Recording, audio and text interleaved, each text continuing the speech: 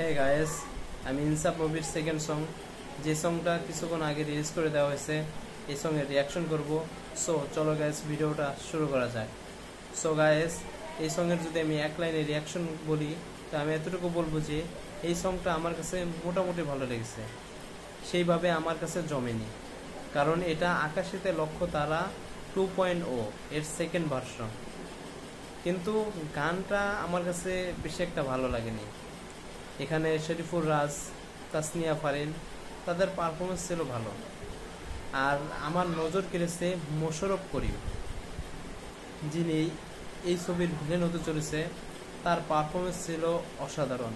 তাকে যেভাবে লুক দেওয়া হয়েছে আর সে যেভাবে অ্যাক্টিং করেছে এই গানটার মধ্যে, ভাই বলছি, আপনারা যদি এই ছবিটাকে একটা সুযোগ দেন, তাহলে দেখবেন যে মোশাররফ করিম এই ছবির মধ্যে শরীফুর রাজকে একদম খেয়ে ফেলেছে।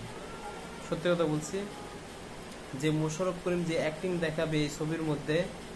আপনাদের মনে আছে যে এই তুফান মুভিতে কিছুক্ষণের জন্য চঞ্চল চৌধুরীকে দেখানো হয়েছে, চঞ্চল চৌধুরীকে সেভাবে স্পেস দেওয়া হয়নি।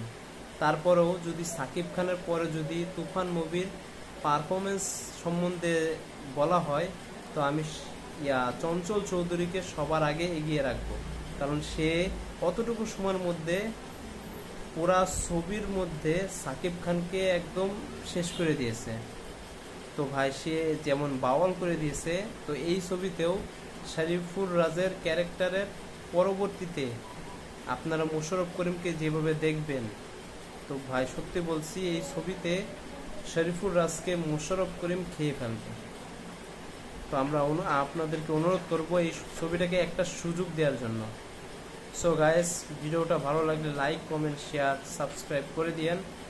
আর আমার চ্যানেলে নতুন হয়ে থাকলে চ্যানেলটা প্লিজ সাবস্ক্রাইব করে দিয়েন। আর সবাই সুস্থ থাকেন এবং ভালো থাকেন।